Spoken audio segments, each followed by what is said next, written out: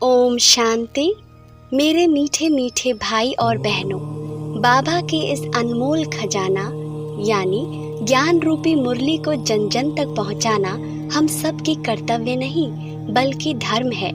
मैं तो अपना धर्म निभा रही हूँ, अब आपकी बारी।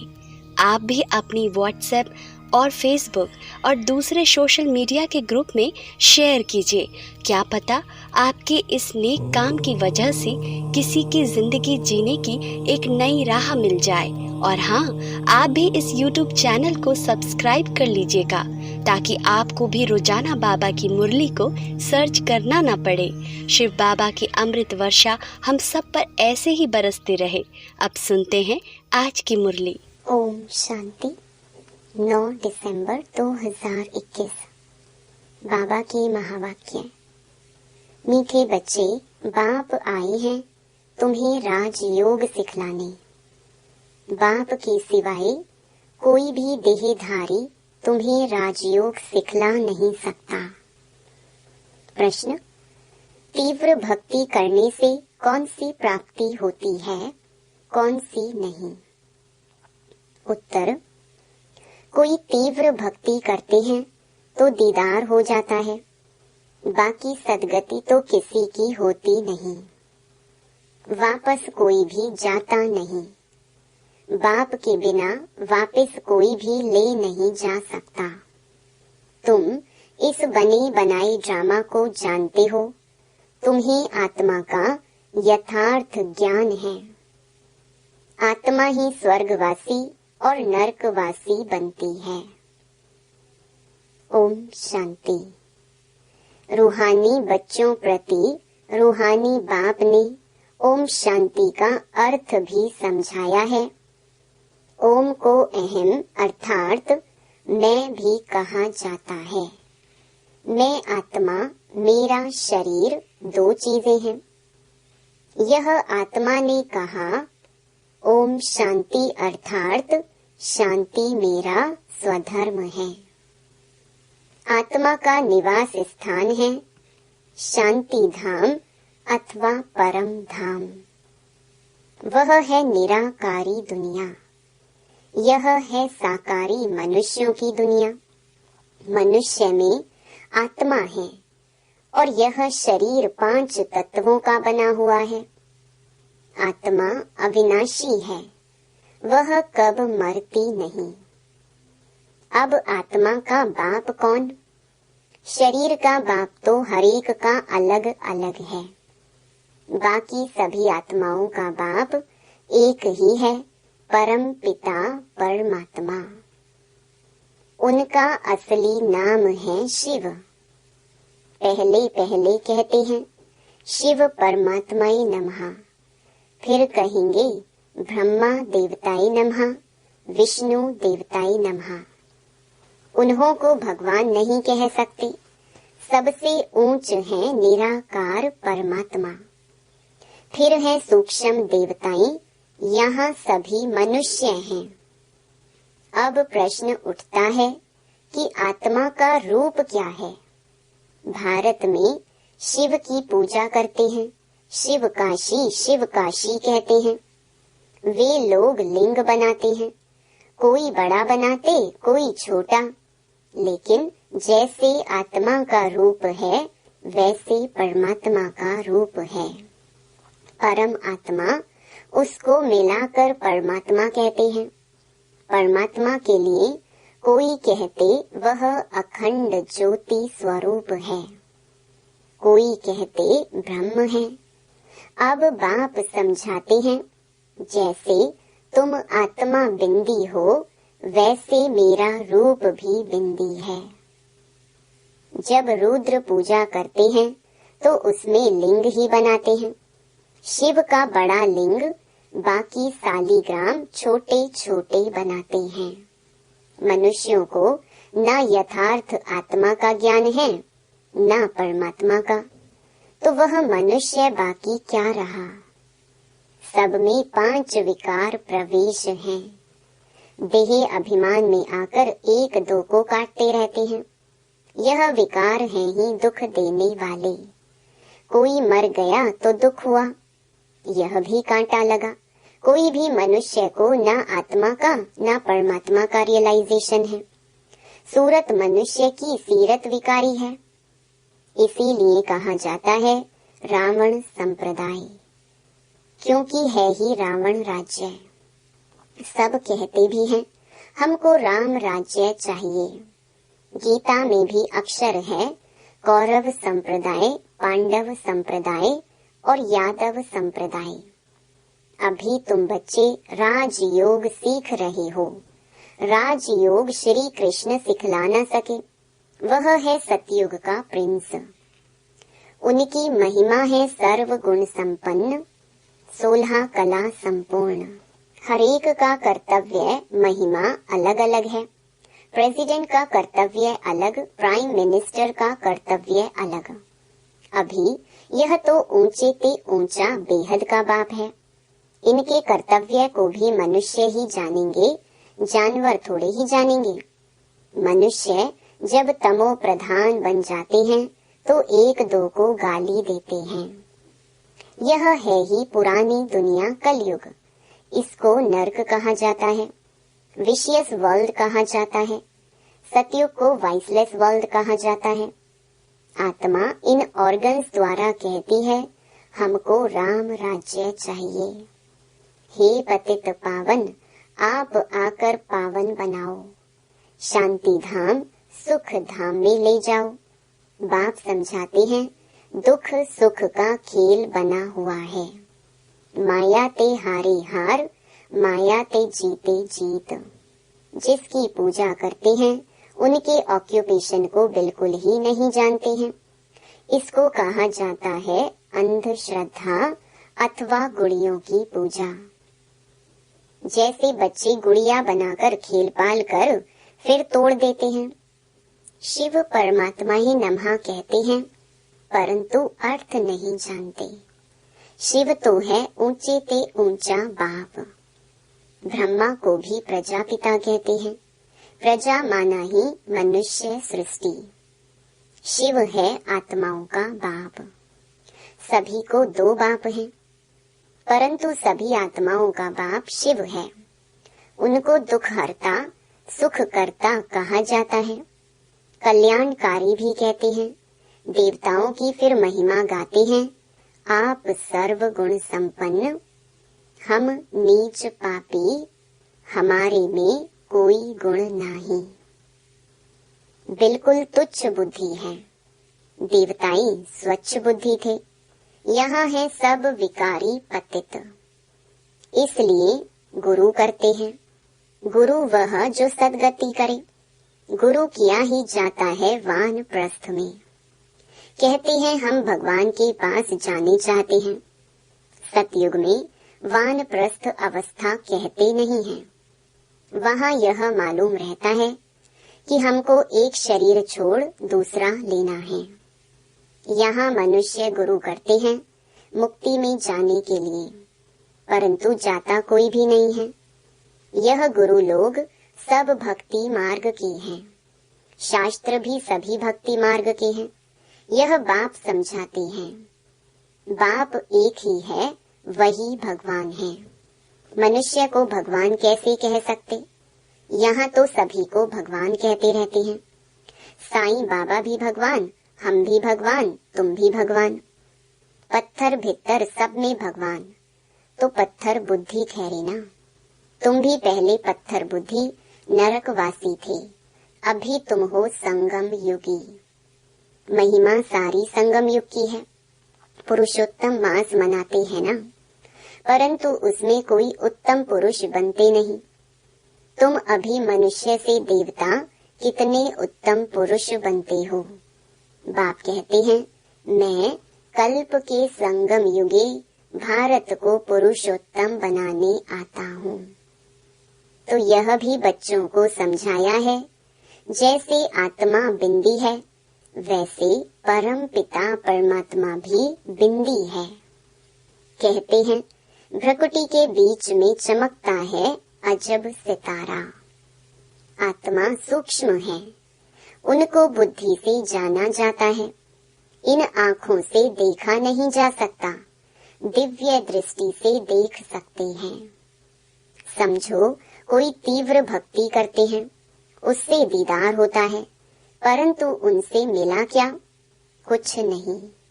दीदार से सदगति तो हो न सके। सदगति दाता, दुख हरता, सुख करता तो एक ही बाप है। यह दुनिया ही विकारी है। साक्षात्कार से कोई स्वर्ग में नहीं जाते। शिव की भक्ति की दीदार हुआ, फिर क्या हुआ? वापस तो बाप बिगर कोई ले नहीं जा सकते। यह है बना बनाया ड्रामा। कहते हैं बनी बनाई बन रही, अब कुछ बननी नहीं। परंतु अर्थ जरा भी नहीं जानते। आत्मा का भी ज्ञान नहीं है। वह तो कहते हैं हर एक आत्मा 84 लाख जन्म लेती है, उसमें एक मनुष्य जन्म दुर्लभ होता है। परंतु ऐसी कोई बात है नहीं। मनुष्य का तो बड़ा पार्ट चलता है। मनुष्य ही स्वर्गवासी और मनुष्य ही नरकवासी बनते हैं। भारत ही सबसे ऊंच खंड था। लक्ष्मी नारायण का राज्य था। वहाँ तो बहुत थोड़े मनुष्य थे। एक धर्म, एक मत थी। भारत सारे विश्व का मालिक था और कोई धर्म नहीं था। यह है पढ़ाई। यह कौन पढ़ाता है? भगवानुवाच कि मैं तुमको इस राजयोग द्वारा राजाओं का भी राजा बनाता हूँ। भगवान ने किसको गीता सुनाई? गीता से फिर क्या हुआ? यह किसको मालूम नहीं है। गीता के बाद है महाभारत। गीता में राजयोग है। भगवानुवाच मामेकम याद करो तो तुम्हारे पाप भस्म होंगे। मन मनाभव का अर्थ ही यह है कि बाप कहते हैं तुम जो सूर्यवंशी पूज्य थे, वह फिर पुजारी शूद्रवंशी बन गए हो। विराट रूप का अर्थ भी तुम बच्चे ही जानते हो। विराट रूप में जो दिखाते हैं उसमें ब्राह्मणों को गुम कर दिया है। ब्राह्मण तो बहुत गाए जाते हैं। प्रजापिता ब्रह्मा की संतान है ना। बाप ब्रह्मा द्वारा ही रचना रचते हैं, एडॉप्ट करते हैं। अब तुम हो ऊंच ब्राह्मण, तुमको रचने वाला है ऊंचे ते ऊंचा भगवान, जो सबका बाप है। ब्रह्मा का भी वह बाप है, सारी रचना का वह बाप है। रचना हो गई सब ब्रदर्स। वर्षा बाप से मिलता है, न कि भाई से। शिव जयंती भी मनाई जाती है। आज से 5000 वर्ष पहले ब्रह्मा तन में शिव बाबा आया था। देवी देवता धर्म स्थापन किया था। ब्राह्मण ही राजयोग सीखे थे, वह तुम अब सीख रहे हो। भारत पहले शिवालय था। शिव बाबा ने शिवालय स्वर्ग रचा और भारतवासी ही स्वर्ग में राज्य करते थे। अब कहाँ राज्य करते हैं? अब पतित दुनिया नरक है। यह कोई समझते नहीं तो हम नरकवासी हैं। कहते हैं फलाना मरा, स्वर्गवासी हुआ तो अपने को नरकवासी समझना चाहिए। बाप कहते हैं मैंने तुम बच्चों को स्वर्गवासी बनाया था, जिसको 5000 वर्ष हुए। पहले तुम बहुत साहूकार थे, सारे विश्व के मालिक थे, तो ऐसा जरूर गॉड ने ही बनाया होगा। भगवानुवाच मैं तुमको राजाओं का राजा बनाता हूँ, तो जरूर राजा भी बनेंगे तो प्रजा भी बनेंगे।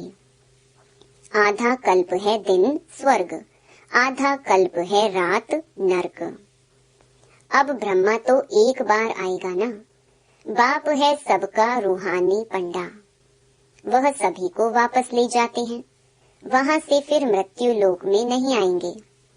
अंधों की लाठी एक ही बाप है। बाप समझाते हैं बच्चे, इस रावण राज्य का विनाश होना है।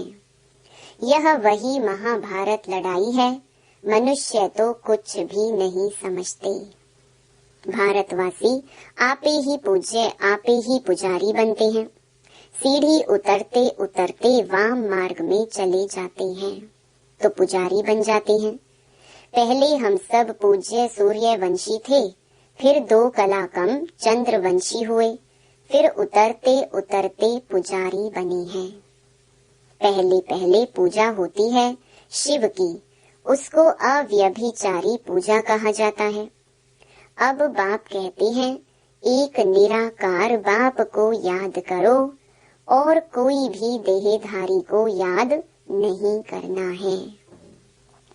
बुलाते ही हैं कि हे पतित पावन आकर हमको पावन बनाओ, तो मेरे बिगर और कोई कैसे पावन बना सकते हैं। सीढ़ी में दिखाया है कि कलयुग के अंत में क्या है। 5 तत्वों की भक्ति करते हैं, साधु सन्यासी ब्रह्म की साधना करते हैं। स्वर्ग में यह कोई भी होते नहीं। यह सारा ड्रामा भारत पर ही बना हुआ है। 84 जन्म लेंगे। यहाँ भक्ति मार्ग की कोई दंत कथाएं नहीं हैं। यह तो पढ़ाई है। यहाँ तो यह शिक्षा मिलती है कि एक बाप को याद करो। ब्रह्मा विष्णु शंकर को भी याद नहीं करना है। कोई भी देहधारी को याद नहीं करना है। तुम बच्चे भी कहते हो हमारा तो एक शिव बाबा, दूसरा ना कोई। बाप भी कहते हैं बच्चे गृहस्थ व्यवहार में रहते कमल फूल समान पवित्र बनो। पतित पावन मुझ एक बाप को ही कहते हैं। फिर मनुष्य गुरु कैसे बन सकते हैं? खुद ही वापस नहीं जा सकते तो औरों को कैसे ले जा सकते हैं? ना कोई ज्योति ज्योत में समाते हैं। सब पाठ बजाने वाले यहाँ पुनर्जन्म में हैं।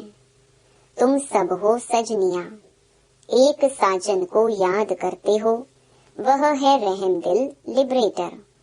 यहाँ दुख है तभी तो उनको याद करते हैं। सतयुग में तो कोई भी याद नहीं करते। बाप कहते हैं हमारा पार्ट ही संगम युग पर है, बाकी युगे युगे अक्षर रॉन्ग लिख दिया है। इस कल्याणकारी पुरुषोत्तम युग का किसको भी पता नहीं है। पहली मुख्य बात है बाप को जानना, नहीं तो बाप से वर्षा कैसे लेंगे? रचना से वर्षा मिल नहीं सकता। बाप ने ब्रह्मा द्वारा एडॉप्ट किया है। मनुष्य यह नहीं जानते कि इतनी बड़ी प्रजा कैसे पैदा की होगी।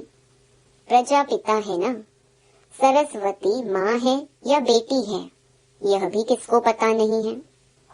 माँ तो तुम्हारी गुप्त है। शिव बाबा ब्रह्मा द्वारा तुमको एडॉप्ट करते हैं। अब तुम हो राज ऋषि। ऋषि अक्षर पवित्रता की निशानी है। सन्यासी हैं हठ योगी, वह राज योग सिखला न सके। गीता भी जो सुनाते हैं वह भक्ति मार्ग की है। कितनी गीताएं बना दी हैं। बाप कहते हैं बच्चे मैं संस्कृत में तो नहीं पढ़ाता हूँ, न श्लोक आदि की बात है। तुमको राजयोग आकर सिखलाता हूँ। जिस राजयोग से तुम पावन बन पावन दुनिया के मालिक बन जाते हो। अच्छा, मीठे मीठे सिकिलधे बच्चों प्रति माता पिता बाप दादा का याद प्यार और गुड मॉर्निंग। रूहानी बाप की रूहानी बच्चों को नमस्ते। धारणा के लिए मुख्य सार। पहला, कभी किसी भी देहधारी को याद नहीं करना है। मेरा तो एक शिव बाबा, दूसरा ना कोई, यह पाठ पक्का करना है। दूसरा, बाप समान रूहानी पंडा बनकर सबको घर का रास्ता बताना है। अंधों की लाठी बनना है। वरदान, सदा बिजी रहने की विधि द्वारा व्यर्थ संकल्पों की कंप्लेन को समाप्त करने वाले संपूर्ण कर्मातीत भव। संपूर्ण कर्मातीत बनने में व्यर्थ संकल्पों के तूफान ही विघ्न डालते हैं। इस व्यर्थ संकल्पों की कंप्लेन को समाप्त करने के लिए अपने मन को हर समय बिजी रखो। समय की बुकिंग करने का तरीका सीखो। सारे दिन में मन को कहाँ कहाँ बिजी रखना है, यह प्रोग्राम बनाओ। रोज अपने मन को 4 बातों में बिजी कर दो। पहला, मिलन माना रूह रिहान। दूसरा, वर्णन माना सर्विस। तीसरा, मगन। और चौथा, लगन। इससे समय सफल हो जाएगा और व्यर्थ की कंप्लेन खत्म हो जाएगी। स्लोगन: सफलता को परमात्मा बर्थ राइट समझने वाले ही सदा प्रसन्न चित्त रह सकते हैं। ओम शांति।